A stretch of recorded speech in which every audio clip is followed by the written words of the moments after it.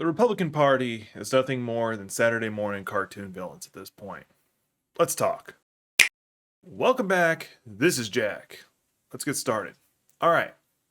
So hear me out. We're talking about the Biden infrastructure program where a lot of the things we wanted are being removed. More green stations, expanding Medicare so that dental isn't covered and vision's covered for elderly people, stuff like that is being removed to appease Joe Manchin and Kristen Sinema. But what's not being talked about is how 50 Republicans, there's no chance they're going to vote for it whatsoever. There's no convincing them. There's no negotiating. They're not like, hey, it should only increase this much. Hey, we should install these safety measures. They're just no. Just no.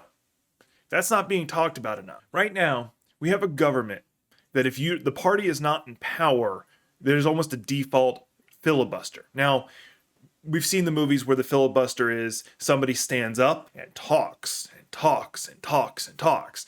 That's actually not what happens. What happens is you have what's a procedural filibuster, which translates into someone says, I filibuster.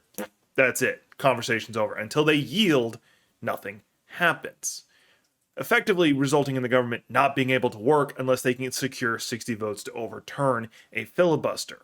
It gets even more convoluted and messed up. Because think about it this way. While Democrats are negotiating improving infrastructure, making sure kids can eat, and various other things, and how to fix the disparity between the rich and the poor, Republicans are discussing what gender Mr. Potatohead is. Why a Dr. Seuss book suddenly is not being printed. That's what they're talking about. They're talking about the war on Christmas, the war on Christianity, but they're not talking about ways to actually fix your life. They're not doing that because they don't want to. They have no policy agenda other than giving tax breaks to their donor, which, spoilers, is millionaires and billionaires, which most of the people who are voting, most Republicans who are running the government are millionaires and billionaires. So spoilers on that. The last major legislation that the Republicans, when they were in control of the government, passed was a massive pay cut or tax cut for the wealthy, including such things as being able to deduct the cost of a new private jet. Like not just like a little bit, like 10%. No, the full cost is deductible on taxes because of the Republican spending bill. It dropped the percentage that they paid from 32% down to 21%. Guess where that tax burden goes? It doesn't go to corporations because that's who's getting the other half of the tax. It goes to us, me, and you.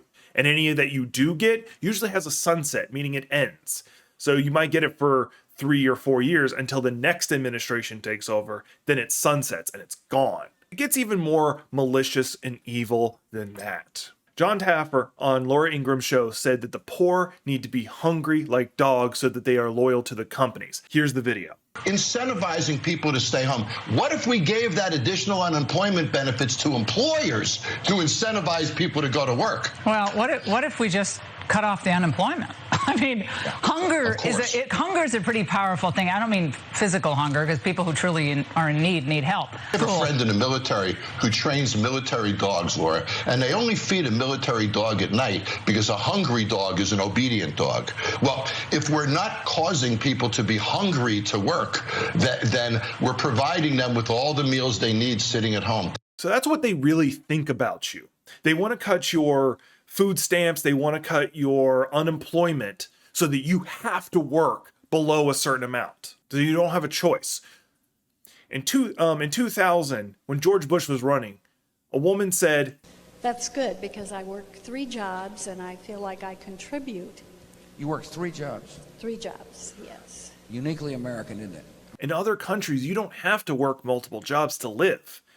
There's a lot of things that are just taken off the table, whether it be your health care, going to college, various other things. And right now, we're facing a housing crisis. We're facing a student loan debt crisis, and nothing's being fixed about it.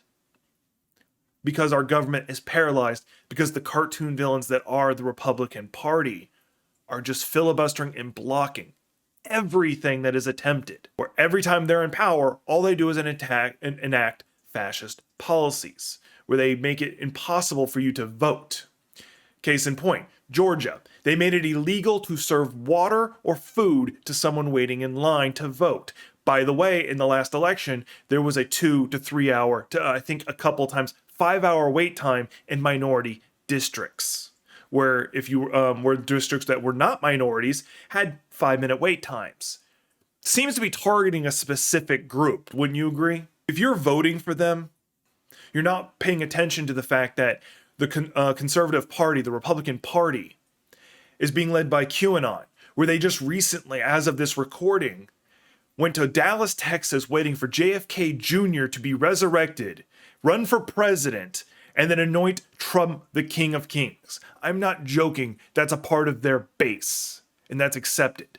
You look at Republican-controlled districts and states, they are universally significantly underpaid, the education system is horrible, and the infrastructure is falling apart. Alabama being the best example, where the UN actually rated Alabama as a third world country equivalent, because their infrastructure has fallen apart, and there's actually third world country diseases in the water because they don't take care of it. You have Florida with the highest COVID death rate, beating New York. And these are the people who keep getting voted into power in these states, and people wonder why these states are falling apart. I look forward to seeing y'all in the next one, all right?